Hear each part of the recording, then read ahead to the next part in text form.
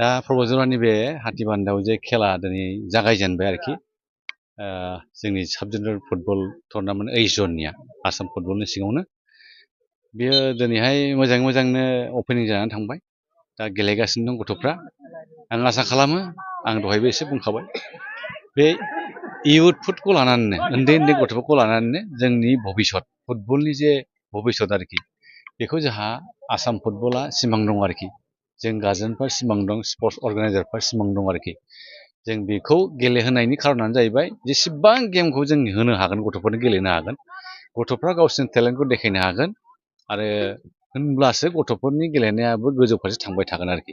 गेलेनो मोनाब्ला गावबागाव गामियावनो गेलेबाय थायोबा मालाबाबो दावखोनाय नङा आरोखि। दा बेहाय गेलेदों बङाइगाव आरो माबानि गेजेराव आरोखि गवालपारानि गेजेराव बिसोर मिथिलाया।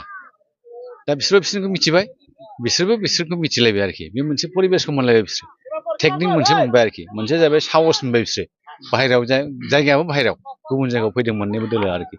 दा बेबादि प्लेनिङा जोंनि आसाम फुटबलाव दङ, भारतनि फुटबल फेडारेसनावबो दङ। दा ओंखायनो बेखौ होबाय थादों। भारतनि फुटबल फेडारेसननि सिङावनो जों आसाम फुटबल एस'सियेसन नालाय, दा जोंहा बिनि सिङाव जोङो जन, दा जोंनि जननि जादों बियो।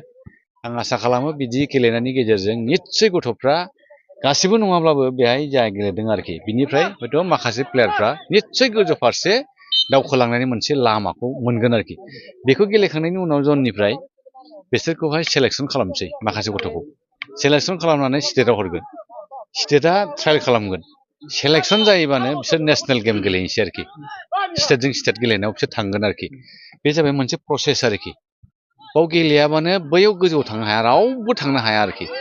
प्लेयार जानायनि लामाया बेनो, नों हाबथारनांगोन बेवहाय, होनबासो नोङो गोजौ फारसे थांनो हागोन। जों दा मिथियोना, नोंथांमोनावथ' मिथियो, जेनेबा नोङो हमना ला इण्डियान आइकन बा बाइचुंग भुटिया, दा जोङो रानिं प्लेयार हिसाबै सुनिल सेट्रि दंबाय थायो नङा होमबा, इण्डियान आइकन हिसाबै।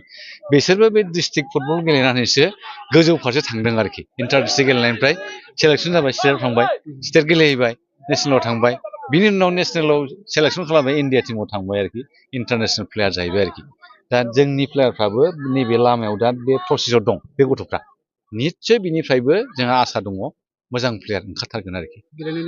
लाइमोनफोरखौ खावलायनांगौआ बेनोल', जोङो स्पर्ट्स होननाय लोगो लोगोनो मोनसे गाव इन्जयमेन्टल' नङा, इन्टारटेनमेन्टल' नङा आरोखि स्पर्ट्सआ।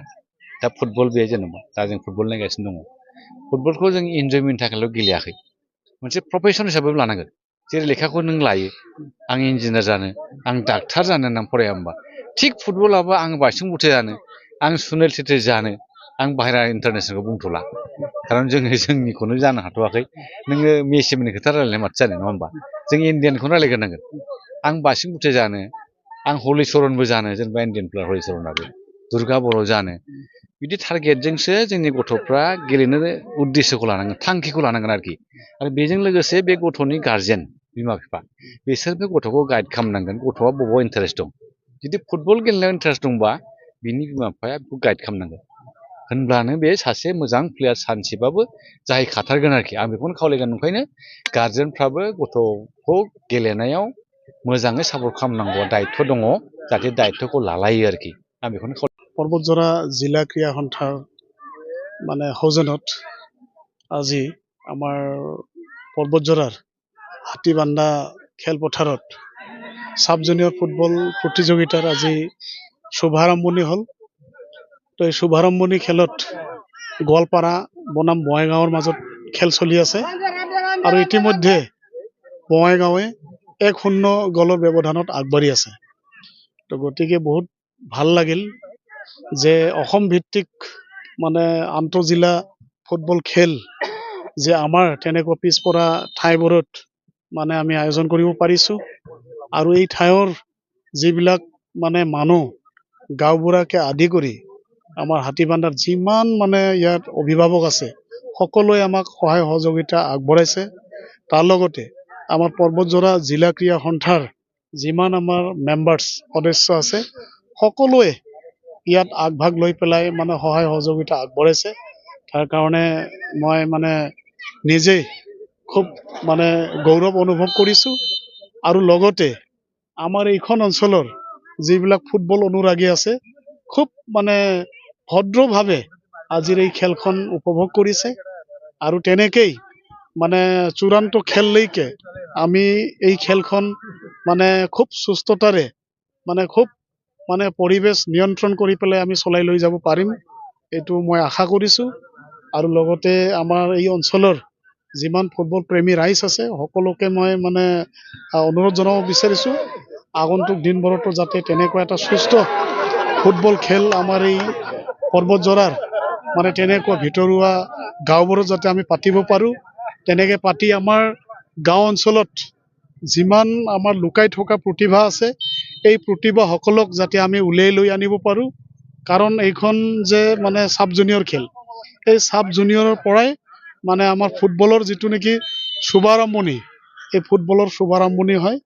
আৰু এই চাব জুনিয়ৰৰ পৰাই মানে জুনিয়ৰ তাৰপিছত আণ্ডাৰ-17 আণ্ডাৰ-19 তেনেকেই গৈ তাৰমানে একদম ফিফালৈকে গৈ পায় তো তেনেকৈ যিহেতু এইটো আৰম্ভণি তো আৰম্ভণিত আমি খুব সহানুভূতিৰে সকলোৱে আমি মানে আমাৰ এই যুৱ চামবোৰক আমাৰ যুৱৰ খেলুৱৈসকলক আমি সকলোৱে মানে অলপ সহায় সহযোগিতা মানে আগবঢ়াব লাগিব আৰু ইহঁতক উৎসাহ উদ্দীপনা যোগাব লাগিব যাতে ইহঁতে মানে ভাল মানে দক্ষতাৰে ফুটবল খেলি পেলাই যাতে নিজৰ যি প্ৰতিভা এই প্ৰতিভাখিনি যাতে মানে দাঙি ধৰিব পাৰে ফাইনেল আমি 9 তাৰিখত মানে নিৰ্ধাৰণ কৰিছোঁ অহা দেওবাৰত তো আশা কৰোঁ আমাৰ ৱেডাৰো আজি যেনেকৈ পুৱাৰ ভাগত খুব বেয়া আছিলে কিন্তু এতিয়া আবেলি যেনে খুব সুন্দৰ এটা মানে ফুটবল খেলাৰ এটা ৱেডাৰ মানে ক'বলৈ গ'লে এইটো মানে ঈশ্বৰক ধন্যবাদ দিব লাগিব